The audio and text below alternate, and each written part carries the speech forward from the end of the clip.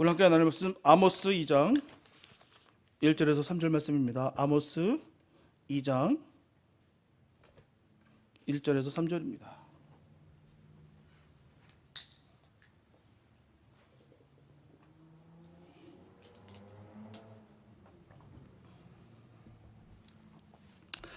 아모스 2장 1절에서 3절입니다. 주님의 귀한 말씀 봉독해 올립니다. 여호와께서 가라사대 모압의 서너 가지 죄로 인하여 내가 그 벌을 돌이키지 아니하리니 이는 저가 에돔 왕의 뼈를 불살라 회를 만들었음이라. 내가 모압에 불을 보내리니 그리옷 궁궐들을 사르리라. 모압이 요란함과 외침과 나팔 소리 중에서 죽을 것이라. 내가 그 중에서 재판장을 멸하며 방백들을 저와 함께 죽이리라. 이는 여호와의 말씀이니라. 아멘. 참 수많은 나라들이 있습니다. 전 세계에 197개 이렇게 된다라고 합니다. 참 많은 나라예요. 그 나라마다도 다 민족이 있습니다.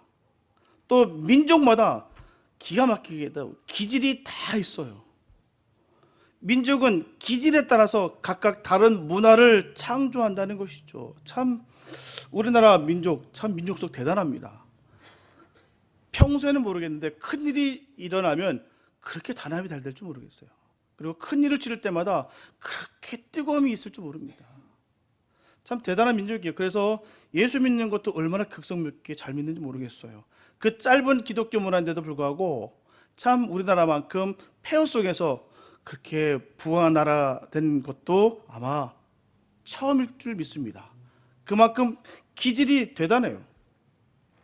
또 민족은 각각 기질에 따라서 다른 죄를 짓는다는 것입니다. 싸움에 잘하는 민족이 있고요. 늘 전쟁하는 나라가 있습니다. 사기 잘 치는 민족도 있고요. 또 도적질 잘하는 민족이 있어요. 참 민족마다 그 기질이 다 달라요. 오늘 우리가 읽은 성경에 나오는 민족들도 그 민족 특유의 죄가 있습니다. 오늘 본문에서 모압은 극히 완악해져서 그 죄악의 악함이 극에 달하며 에돔 왕의 그 시체에 죄악을 저질렀어요. 이 불경에 대해서 하나님은 심판과 저주로 궁궐을 다 불사르고 백성들을 죽이실 것을 선포하십니다. 암몬이나 모압은 똑같이 히브리 사람의 혈통을 이어받은 데라족의 후예입니다. 그래서 이스라엘은 될 수 있는 한 이들 두 족속을 우호적으로 잘 대해놨습니다. 어떻게든 잘 살아보려고요. 왜? 같은 피를 나누는 형제이기 때문에. 하지만 이들은 한결같이 이스라엘을 증오했어요. 그토록 미워했습니다. 결코 의인과 악인은 하나 될 수 없다는 것을 잘 말씀하고 있는 거예요. 물과 기름입니다. 섞이지 못해요. 왜요? 악인과 의인이기 때문입니다. 한 대 있어도요 다 나눠줘요. 왜요? 악인과 의인이 있기 때문이라는 것입니다. 함께 할 수 없다는 거예요. 사실 이 북쪽 이스라엘 사람들도 참 부패했습니다. 아니 더 부패했어요. 은을 받고 의인을 팔아먹고 신한켠을 받고 궁핍한 자를 팔아먹고 가난한 자의 머리에 있는 티끌을 땀내고 겸손한 자의 길을 굽게 하고요. 아버지와 아들이 한 젊은 여인 바로 몸을 파는 여인과 정을 통했습니다. 끔찍하죠. 윤리와 도덕은 땅에 다 떨어지고요. 진실과 자비는 눈을 닦고 찾아볼 수가 없었다는 것입니다. 또 신앙을 빙자한 종교 행위가 더불어서 악을 행했다는 거예요. 하나님에게 제사를 드리는 제단 옆에서 저당 잡은 옷을 깔고 눕고 성전에서 백성들에게 벌금으로 받은 포도주를 취하도록 마셨습니다. 참 이로 말할 수 없는 범죄를 저지르는 거예요. 예를 들면 마약을 단속하는 수사관이 마약을 벌어먹는 것과 다를 것이 없습니다. 하나님을 믿는 백성이나 믿지 않는 백성이나 하나님을 떠날 때 범죄하는 것은 마찬가지라는 거예요. 범죄하는 민족마다 하나님의 진노의 대상이 되는 것입니다. 하나님은 모압과 아모리와 유다와 이스라엘을 다 한 가지로 벌하기로 작정하셨어요. 마치 곡식단을 가득히 실은 수레가 흙을 누름같이 내가 너희 앉은 자리를 누르리라. 빨리 다름질하는 자도 도망할 수가 없고 강한 자도 자기 힘을 쓸 수가 없고 용사도 피할 수 없고 활을 가진 자도 피할 수 없고 발이 빠른 자도 피할 수 없고 말탄 자도 피할 수 없고 용사 중에 굳센 자는 벌거벗고 도망하리라 하였습니다. 주님의 그 분이 그대로 드러났습니다.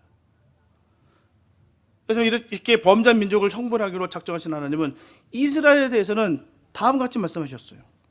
이스라엘 자손들아, 내 말을 들으라. 내가 땅의 모든 족속 중에 너희만 알았나니 그러므로 내가 너희 모든 죄악을 너에게 보응하리라. 이처럼 이스라엘은 다른 민족과는 좀 다르다는 것입니다. 다르기 때문에 가만두지 않겠다는 거예요. 무엇이 다를까요? 이스라엘은 하나님이 친히 애굽에서 구원한 족속입니다.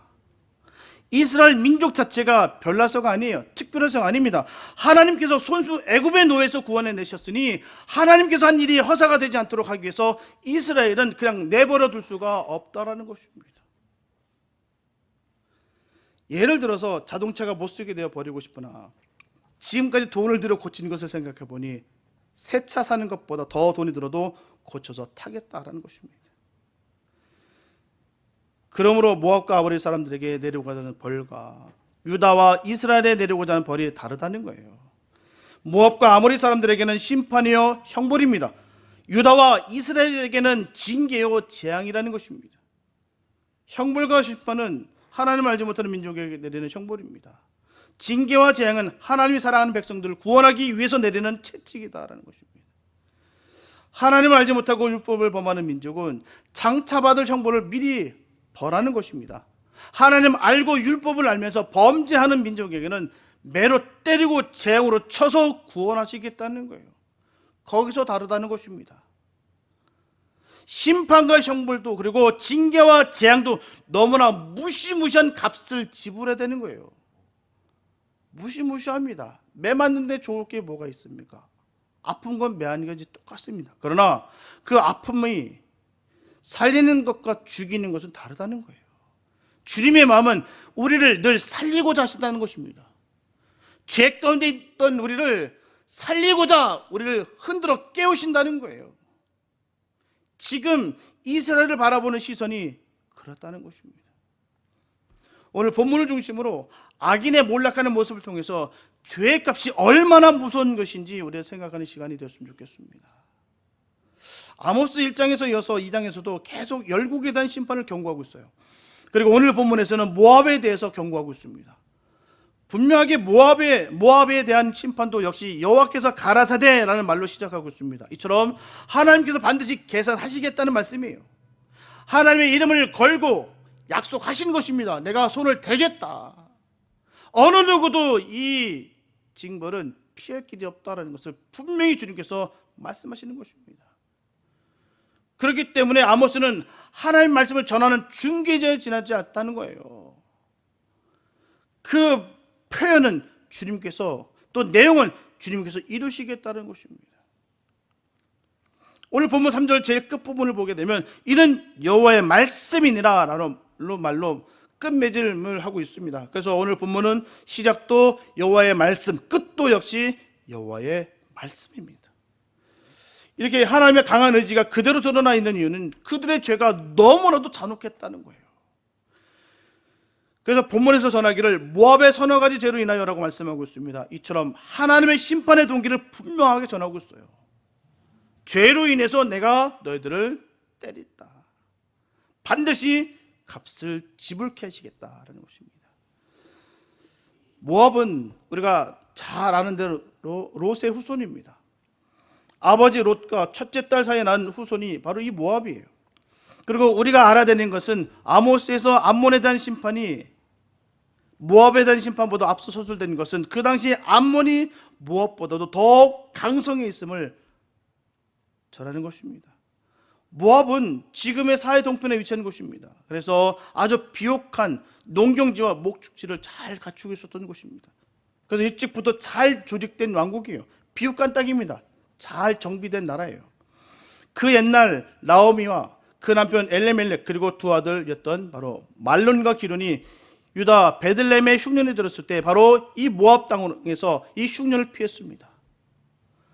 이처럼 유다 지방에 흉년이 들었다 할지라도 이 모압에는 먹을 것이 있을 정도로 풍부했던 곳이 바로 이 모압 땅입니다. 그리고 역사적으로 보게 되면 모압은 이스라엘에 대해서 늘 좋지 않은 감정을 가지고 있었습니다. 모압은 이스라엘이 가나안에 입성할 때부터 이 발람 선지자를 통해 이스라엘을 늘 저지하려 했어요. 그래서 모압은 민수기 25장에 기록된 바알볼 사건을 통해서 이스라엘로 하여금 결국 범죄케 하기로 했던 나라였습니다. 타락하게 만들었던 그런 족속이 이 모압이에요. 악인과 의인이 함께하면 이렇게 되는 것입니다. 그래서 우리는 유유상종이라는 말이 있어요. 같은 사람들끼리 모여있다는 거예요. 저 사람은 의인 같은데 어떻게 저 사람들과 어울릴 수가 있겠나? 잘 보십시오. 의인과 악인은 함께할 수가 없습니다. 왜요? 영적인 충돌이 일어나서 도저히 같이 있을 수가 없어요. 죄의 냄새가 너무너무 역하기 때문에 함께 있을 수가 없다는 것이죠. 그 악취가 결국 그 의인을 병들게 만들고 상하게 하고 썩게 만들어서 결국 악인으로 몰락하게 되는 것입니다. 이스라엘 백성이 그랬다는 거예요. 결국 그들로 인해서 타락할 거예요. 만들어졌고 그들로 인해서 병들게 됐고 그들로 인해서 하나님께 징벌을 받게 됐다는 것입니다. 또한 사사시대의 모압은 18년 동안 이스라엘을 괴롭히게 한 적이 있어요. 사사기 3장 12절부터 14절 말씀 보면 이스라엘 자손이 또 여호와의 목전에 악을 행하니라. 이스라엘 자손이 여호와의 목전에 악을 행함으로 여호와께서 모압 왕 에글론을 강성케 하사 그들을 대적하게 하심에 에글론이 암몬과 아멜렉 자손들을 모아 가지고 와서 이스라엘을 쳐서 종려나무 성읍을 점령한지라. 이에 이스라엘 자손이 모압 왕 에글론을 18년을 섬기니라. 하여튼 후에 다윗 때 이스라엘은 모압을 완전히 제압했습니다. 사무엘하 8장 2절에 보면 다윗이 또 모압을 쳐서 저희로 땅에 엎드리게 하고 줄로 재어 그 2줄 길이의 사람은 죽이고 1줄 길이의 사람은 살리니 모압 사람이 다윗의 종이 되어 조공을 바치니라. 그리고 역대상 18장 2절에 보면 또 모압을 침해 모압 사람이 다윗의 종이 되어 조공을 바치니라. 또 11절에 보면 다윗 왕이 그것도 여호와께 드리되 에돔과 모압 암몬 자손과 블레셋 사람과 아멜렉 등 여러 족속에게서 취하여 온 은금과 함께하여 드리라 말씀하고 있습니다. 하지만 솔로몬이 죽은 후에 모압은 이스라엘로부터 다시 독립해요. 그러다가 오므리 왕 때 다시 이스라엘에 점령됐고요. 아합 왕이 죽은 후에 다시 독립하기 시작했습니다. 그리고 여호람 왕 때는 이스라엘이 남유다의 여호사밧과 에돔의 힘을 빌려서 모압의 침략을 물리치고 승리한 적이 있어요. 또한 에후의 아들 여호아스 때 선지자 엘리사가 죽자 모압은 다시 이스라엘을 침략했어요. 열왕기하 13장 20절에 보면 엘리사가 죽음에 장사하였더니 해가 바뀜에 모압 적당히 지경을 범한지라 말씀하고 있어요. 그 후에 모압은 여호야김 때도 유다를 침략하게 됐습니다. 참 이렇게 늘 우리의 신앙생활도 마찬가지예요. 엎치락뒤치락 하는 것입니다. 영적인 것이 흥할 때는 육적인 것이 쇠하고요. 육적인 것이 흥하게 되면 영적인 것이 쇠하게 되더라고요. 방심하면 안 됩니다. 늘 방심하다 당하는 거예요. 내가 이만큼 이제는 영적으로 내가 잘 무장되어 있겠지. 내가 지금까지 늘 기도해왔던 것이 나는 결코 쓰러지지 않겠다. 내 스스로 서 있다라고 여길 때 넘어진다는 것입니다. 그래서 자고하지 말라는 거예요. 서 있는 줄 말고 늘 조심하라라고 늘 성경은 우리에게 전하고 있는 것입니다. 왜요? 늘 육적인 것은 늘 도사리고 있다는 거예요. 우리를 넘어뜨리기 위해서 늘 이렇게 공격해 들어오는 것입니다. 사단은요 집요합니다. 어떻게든 우리를 넘어뜨리기 위해서 정말 우리가 상상하지 못했던 그 역사 가운데 그 일들 가운데 그렇게 일을 한다는 것입니다. 정말 방심하고 있을 때 절대로 상상도 하지 못한 그 일을 통해서 아주 비참하게 폭발적으로 그렇게 공격해 들어옵니다. 그 한 방으로 영원히 한 나라게 끊어질 수도 있다는 거예요. 방심하지 마시기 바랍니다. 여유 있다고 여기지 마시기 바랍니다. 그럴 때 사단은 들어오는 거예요. 그럴 때 그 일로 인해서 아주 작은 일일 것 같은데 그 일로 인해서 완벽하게 완전히 박살나고 넘어집니다. 마찬가지예요. 엎치락뒤치락이에요. 믿음의 선배들을 잘 보십시오. 그들의 모습 속에서 우리가 잘 볼 수가 있어요. 또 우리들의 증거합니다. 계속해서 넘어지고 쓰러짐이 또한 회복됨에 그 일들이 계속 반복되어 왔다. 예외는 없음을 늘 기억하시기 바랍니다. 나는 이쯤 됐다라고 여기는 그 생각 버리시기 바랍니다. 마침내 모압도요, 아모스의 예언대로 이 바벨론의 느부갓네살 왕에 의해서 완전히 멸망을 당합니다. 이것이 바로 이스라엘과 모압의 관계의 결말이에요. 이스라엘과 모압은 그들이 완전히 멸망을 당할 때까지 끈질긴 악연이었습니다. 마찬가지예요. 우리도 이 사실을 꼭 잊지 마시기 바랍니다. 끈질기게 사단은 우리에게 물어뜯을 거예요. 끈질기게 우리를 넘어뜨리기 위해서 우리가 완벽하게 주님을 배교할 때까지 사단은 공격할 것입니다. 이 사실을 꼭 기억하시면서 우리가 믿음 생활 잘 해나가시기를 예수의 이름으로 축복합니다. 예수의 힘 아니면 안 돼요. 주님 주신 능력이 아니면 안 됩니다. 나를 믿지 마시고 주님을 믿으시기 바랍니다. 그래서 모압의 죄목은 무엇이었을까요? 본문에 보면 이는 저가 에돔 왕의 뼈를 불살라 회를 만들었음이라 말씀하고 있습니다.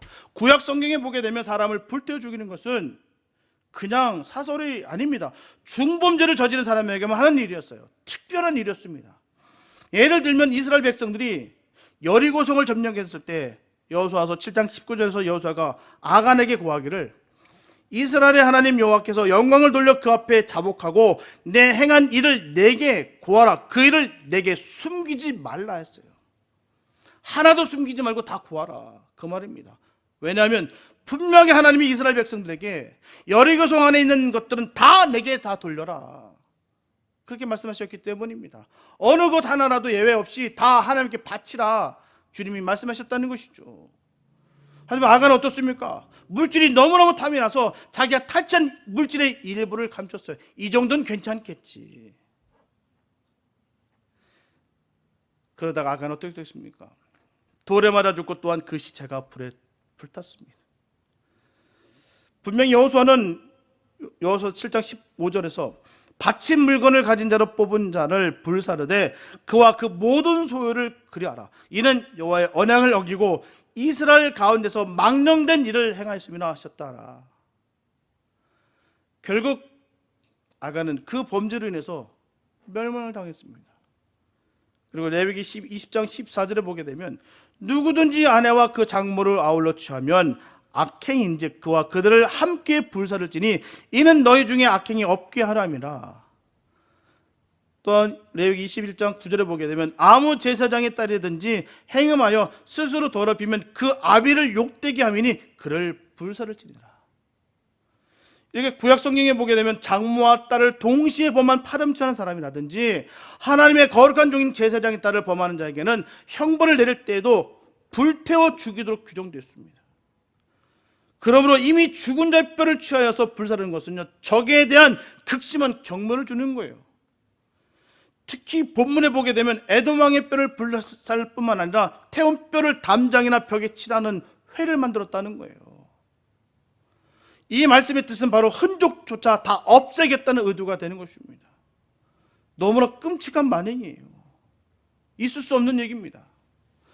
이것은 앞서 암몬 족속이 알벤 여인의 배를 갈라다가 여인과 태아를 다 죽인 것 이상으로 잔혹한 범죄 행위라는 거예요. 이것은 앞서 말했던 그 범죄를 그대로 보다도 더한 극한 죄를 범한 거예요. 끔찍한 일을 범했다는 것입니다. 그렇다면 모압은 무엇 때문에 이렇게까지 했을까요? 그 에돔 왕에게 왜 이렇게 잔인할 정도로 그렇게 그 일을 행했을까요? 물론 모압의 죄는 이스라엘과 관계보다도 에돔 나라에 대한 복수 감정의 잔인한 그 폭발로 인한 거예요. 하지만 모압이 에돔에 대해 잔인한 보복을 한 것은요, 결코 이스라엘과 무관하지 않다는 거예요. 왜냐하면 모압과 이스라엘은 오랜 역사를 거쳐서 증오의 대상이었기 때문입니다. 단적인 예로 여호람 왕 때 일어난 모압의 반란과 관련해서 이스라엘에 대한 모압의 증오를 말하는 것입니다. 그래서 여호람 왕 때 모압은 조공을 바치던 일을 중단하고 반란을 일으켰어요. 그런데 이때 이스라엘은 같은 속국이었던 에돔을 시켜서 모압을 제압합니다. 에돔을 통해서 모압을 무너뜨렸어요. 그래서 에돔과 모압이 충돌하게 된 이 전쟁에서 모압은 이스라엘 자체에 대한 증오보다도 더 분노로 이 에돔을 쳤다는 것입니다. 그 와중에서 에돔 왕의 아들을 희생제물로 삼은 일이라든지 에돔 왕의 뼈를 불사르는 것은 모압의 그 거칠고 야만적인 분노의 편이 아닐 수가 없습니다. 하지만 모압이 에돔을 이처럼 미워하는 것은 이스라엘의 동맹국으로서의 에돔을 증오한 것이기 때문에 결국 이스라엘에 대한 증오였다는 거예요. 참 왜 이렇게 악인이 의인을 미워할까? 당연한 것입니다. 사단이 왜 우리를 미워할까? 당연한 거예요. 내가 정말 열심히 주의를 감당하기 위해서 더 애쓰고 힘쓰는데 왜 영적인 전쟁은 더 불사라질까? 당연한 것입니다. 사단은요, 우리를 너무너무 미워합니다. 너무너무 증오해요. 그게 복된 길일 줄 믿습니다. 사단이 우리를 증오하는 것 좋은 것이죠. 사단이 밥이 아니라 하나님 편에 서 있다라는 것을 명확히 증거된 삶인 것입니다. 많은 분들 얘기해요. 아니 왜 이렇게 예배를 열심히 하려고 드는데 왜 이렇게 나에게 힘든 일이 자꾸 생길까요? 왜 자꾸 나쁜 일들만 내 앞에 계속 펼쳐지는지 모르겠습니다. 한 가지 일이 아니라 사방을 우겨쌈을 당하는 이 안타까운 마음이 왜 나한테 생길 걸까요? 그 앞에 뭐라고 설명할까요? 참 하나님 함께 하십니다라고 밖에는 말할 수 없는데 속마음은 그렇습니다. 하나님의 일을 하다 보니까 그렇습니다. 하나님께서 그 역사심이 반드시 일어날 것입니다라고 기도한다는 것입니다. 왜요? 힘든 사람 앞에서 정답을 얘기하면 화납니다. 짜증나요. 정답 모르는 바 아닙니다. 다 알아요. 아이들도 알아요. 거기서 정답을 따박따박 얘기해봐야 사람 머리만 아픕니다. 기도해 준 수밖에 없어요. 그러나 사실은 진리는 벗어나지 않습니다. 우리가 주님 편에 서면 설수록 사단은 맹렬하게 우리를 공격합니다. 우리를 증오합니다. 이를 팍팍 깔아요. 귀신 들린 사람들의 얼굴을 보십시오. 믿는 우리들을 볼 때 눈빛이 달라요. 무슨 부모를 죽인 원수 같은 눈으로 우리를 쳐다봅니다. 정말 살기가 느낄 정도로 그렇게 바라봐요. 저는 살기를 느껴본 적이 있어요. 아, 이렇게 살기구나. 사람의 눈동자가 녹색으로 변하더라고요. 귀신 들린 사람의 눈을 봤는데 그때 깜짝 놀라서 아, 이게 살기구나. 살이구나 이게. 우리가 사고 날 때 그렇거든요. 그냥 할 때 살짝 쳤는데도 불구하고 이게 살이 들어가서 사람이 퍽 그냥 나가 떨어지는 경우가 있거든요. 마찬가지입니다. 살기가 바로 이런 거구나. 늘 사단의 역사는 그렇습니다. 어둠의 권세는 늘 우리 볼 때 살기를 띠고 우리를 쳐다보고 있다는 거예요. 우는 사자와 같이 우리를 두루 살피고 있다는 사실입니다. 두려워하지 마시기 바랍니다. 우리 안에 갇혀 있는 그냥 사자일 뿐이에요. 우리 주님이 지켜주시고 막아주시기 때문에 우리는 아무 걱정이 없습니다. 우리는 승리한다는 거예요. 늘 사단이 우리를 미워하고 증오했다는 사실을 우리는 잊지 마시기 바랍니다. 이상해 여기지 마시기 바랍니다. 그래도 하나님께서 어떤 벌을 내리신다고 했을까요? 본문 2절에 보게 되면 내가 모압에 불을 보내리니 그리옷 궁궐들을 사르리라. 모압이 요란함과 외침과 나팔 소리 중에서 죽을 것이라. 여기서 그리옷은 모압의 수도입니다. 모압은 열왕기하 3장 4절 이하에 나오는 메사 왕 때 가장 강성했어요. 모압 왕 메사가 남긴 비석을 보면 이런 기록되어 있습니다. 그 비석의 13번째 줄에 보게 되면 다윗의 사자상을 모압의 수도 그리옷에 가져가서 그모스 신전에 두었다. 바로 그 그리옷 궁궐이 하나님의 심판에 의해서 불살라진다는 거예요. 아무리 인간의 강성함으로 모든 것을 다 제패하고 이제는 패권 국가로서 내가 서겠다라고 하나 하나님 앞에서는 풍전등합니다. 주님께서 불어보시면 그냥 그 불은 꺼지게 돼 있어요. 그 나라는 망하게 돼 있습니다. 아무것도 아닌 거예요. 본문에 모압이 요란함과 외침과 나팔 소리 중에 죽을 것이라 했습니다. 여기서 소리는 그 침략자들의 그 만들어낸 소리입니다. 아비규환인 거예요. 그곳을 쓸어버리시겠다는 것입니다. 아무리 강한 듯하나 아무리 강력한 것 같으나 하나님께서 불어버리시면 그냥 쓰러져 나갑니다. 한 나라가 아무리 뻥뻥대고 아무리 힘인 것 같고 그러나 주님 편에서는 아무것도 아니에요. 결국 모압이 적들의 침입에 의해서 패망하게 될 것을 예언하고 그 예언 그대로 됐습니다. 본문 3절에 보게 되면 내가 그 중에서 재판장을 멸하며 방백들을 저와 함께 죽이리라. 이는 여호와의 말씀이니라. 구약시대 재판장은요, 왕과 같은 뜻의 말입니다. 이전 구약시대 왕의 중요한 임무 가운데 하나는 백성들에서 공의롭게 판결을 내리는 것. 그 왕을 주님께서 멸하시겠다는 거예요. 아무리 세상이 단단한 것 같고 대단한 것 같고 절대 이 나라는 망하지 않을 것 같은 그 나라도 하나님은 불어버리시면 박살이 납니다. 저는 우리 이 나라를 향해서 품고 기도하고 있어요. 너무나 끔찍한 일들이 벌어지고 있습니다. 맞습니다. 미국은 전 세계에서 가장 부강한 나라예요. 가장 돈도 많고 가장 힘도 세고 권력을 갖고 있는 나라가 미국입니다. 그런데 안타깝게도 하나님께서 세워주신 이 미국이 점점 병들어 가고 있어요. 죄가 아닌 세상으로 가고 있고요. 정말 너무나 끔찍한 일들을 자행하고 있습니다. 우리는 이 나라를 붙여달라고 기도했으면 좋겠어요. 아무리 부강한 듯 하나 주님 편에 서서 악행을 저질렀을 때 하나님께서는 이렇게 쓸어버릴 수 있다는 거예요. 죄가 만연할 때 그것을 주님이 정리하신다는 것입니다. 지금까지 그래왔어요. 지금까지 수많은 그 패권 제국들이 하나하나 망해져 나갔다는 것입니다. 하나님 편에 죄악이 만연됐을 때 주님은 그곳을 정리하셨다는 거예요. 저는 우리 살고 있는 이 미국 땅이 바로 세워졌으면 좋겠습니다. 죄가 죄인 줄 알고 우리가 옷을 찢고 가슴을 찢어서 회개하고 통곡하며 다시 돌아왔으면 좋겠어요. 점점 죄가 점점 무너지고 있습니다. 종교적으로 타락해지고요.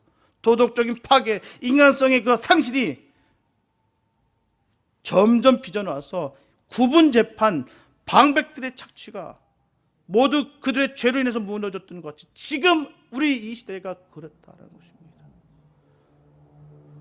법이 어떻게 된지 모르겠어요. 죄가 이제는 말을 할 수가 없습니다. 너무나 이제는 자연스럽게 됐어요. 모압의 운명도 역사가 말해주듯이 철저히 그들의 죄에 의해서 결정이 됐습니다. 다른 거 아니에요. 그들이 죄를 졌기 때문입니다. 그 민족이 미워서도 아니에요. 죄로 인해서 그렇다는 것입니다. 그 비옥한 땅, 정말 베들레헴은 살 수가 없어서 그 나라를 버리고 이주할 수밖에 없었던 그 풍성한 나라, 그 모압 땅이 무너졌다는 것입니다. 뭘로요? 그들의 죄로 말입니다. 하나님의 심판의 날이 이르면 악인은 자신의 쌓은 죄로 인해서 반드시 멸망하게 됩니다. 우리 악인을 보시면서 안타까운 마음을 품었으면 좋겠습니다.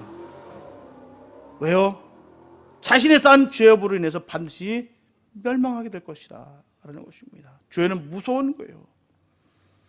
예외가 없습니다. 나는 괜찮지, 그 생각 버리시기 바랍니다. 나는 특별하니까 괜찮지, 착각입니다. 아니에요. 죄는 무섭습니다. 사랑하는 여러분, 우리는 오늘 말씀을 통해서 다시 한번 죄의 심각성을 깨달아야 될 줄 믿습니다. 하나님께서는 각 나라의 서너 가지 죄, 바로 관여한 죄들로 인해서 하나님의 심판을 돌이키지 않으시라고 분명히 말씀하셨어요. 하나님께서 너무나 마음이 아프셨다는 것을 분명히 말씀하셨습니다. 분명한 것은 하나님은 사랑의 하나님 되십니다. 자비의 하나님 되세요. 인자신 하나님 되십니다. 그럼에도 불구하고 하나님께서 그 벌을 돌이키지 아니하시라 말씀하셨다는 거예요. 하나님의 아픈 마음을 우리가 생각해야 될 줄 믿습니다. 우리가 반드시 기억해야 되는 것은 하나님께서는 그만큼 죄를 미워하신다는 거예요.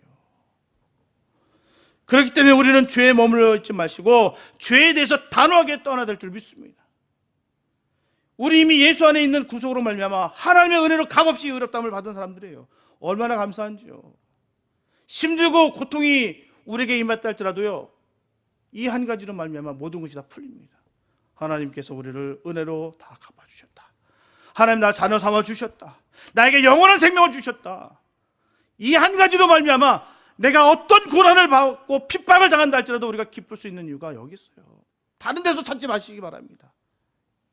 이거예요. 영원한 생명. 정말 어떤 것도 비교할 수 없는 귀한 생명을 우리가 주셨다는 거예요. 예수님께서 십자가에 흘리신 그 피로 말미암아 우리는 깨끗하게 씻음을 받은 사람들입니다. 예수님이 이미 우리들에게 거룩의 옷을 입혀주셨어요. 본래 우리는 어떻습니까? 탕자와 같은 존재들이었어요. 돼지와 함께 쥐업 열매를 먹었던 그런 존재들이었습니다. 그런 우리를 깨끗한 옷과 반지하 신발을 다 신기셨다는 거예요. 또한 잔치를 베풀어 주셨답니다. 하지만 다시 망각해서 죄에 대한 심각성을 잃어버리게 된다면 어떻게 될까요? 다시 돼지 우리 안에서 돼지와 함께 쥐업 열매 먹는 것과 같습니다. 우리 교회 표가 뭐예요?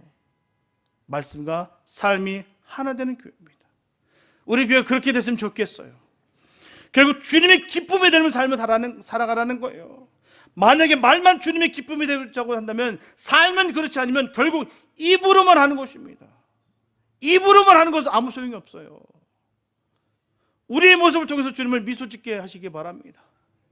주님 주시는 그 말씀이 너무 귀해서 그냥 내 지식으로만 머무는 것이 아니라 삶을 통해서 드러나는 것, 그런 삶이 되시기 바랍니다. 한 말씀이라도 내가 온전히 신비에 박혀서 그 말씀대로 사시기 바랍니다. 지식으로 점점 쌓여서 종교인의 삶을 사는 것이 아니라 하나님의 자녀된 삶을 사시기 바랍니다. 우리 주님께서는 그걸 카운트하시는 거예요. 많은 것을 알았다고 해서 주님 기뻐하시는 것이 아니라 삶을 통해서 주의 삶을 드러내는 삶을 주님 기뻐하십니다. 바보 천치에 아무것도 모르는 자 같으나 그래도 주님 너무 사랑해서 주님 뜻대로 살겠다고 그렇게 울며 불며 주의 편에 선 그 사람을 주님 기뻐하십니다. 우리 믿음의 선진들의 모습을 보십시오. 언발 꽁꽁 언발을 동동 굴어가면서 그 몇십 년 되는 길을 새벽 종소리 들어가면서 예배드렸던 우리 믿음의 선진들로 인해서 우리 망했던 우리나라가 살았다니까요. 우리도 마찬가지입니다. 우리가 주님 말씀, 그 귀한 말씀을 품고 발을 동동 굴려면서 뛰는 그 발걸음 가운데 죽었던 영혼들이 우리 가운데 살 줄 믿습니다. 그의 역사가 그 가운데 일어나는 거예요. 하나님께서 역사하시면 됩니다. 주님이 일하시면 됩니다. 우리의 무잠을 주님께 구하시고 주님의 그 마음을 깨닫고 얻는 복된 삶이 되시길 축복합니다. 그래서 죄의 자리에서 도망치시기 바랍니다. 사망의 자리에서 도망치시기 바랍니다. 주님 주신 말씀 가운데 늘 거하시고 주님의 말씀대로 삶과 말씀이 하나 되는 은혜가 있기를 축복합니다. 우리의 죄악으로 인해서 예수님이 우리에 입혀주신 이 거룩의 의의 옷을 더럽히지 않도록 늘 조심하시기 바랍니다. 그래서 오늘도 내일도 우리의 삶 속에서 하나님의 그 거룩하심을 온전히 드러내면서 살아갈 수 있는 복된 저와 여러분 다 될 수 있게 되시기를 예수님의 이름으로 축원합니다. 기도합니다. 사랑해 주님 감사합니다. 아버지, 죄가 얼마나 무서운지요, 그 부강했던 나라도요 한 방에 박살나는 그 안타까움이 있습니다. 하나님, 우리도 마찬가지입니다. 우리가 주님 편에 서 있지 않으면 언제 육적인 우리가 될지 모릅니다. 거룩의 옷을 입혀주셨는데도 불구하고 다시 이 거룩의 옷을 집어던져서 저 돼지 우리에서 쥐업 열매를 먹는 그런 안타깝고 어리석은 모습이 우리 가운데도 있을 수 있습니다. 하나님, 이 모든 것을 이길 수 있도록 은혜 베풀어 주시고 주만 바라보고 심차게 달려갈 수 있는 믿음의 사람들 되게 하여 주시옵소서. 말씀과 삶이 하나 되는 삶이 되게 도와주시고 죄악을 집어던지고 죄의 자리에서 달아나는 주의 자녀들 되게 하여 주시옵소서. 주의 능력으로 늘 승리의 삶을 살아갈 수 있는 복된 자들 다 되게 하여 주실 것을 간절히 믿사옵고 우리를 구원하신 예수님의 이름으로 기도했습니다.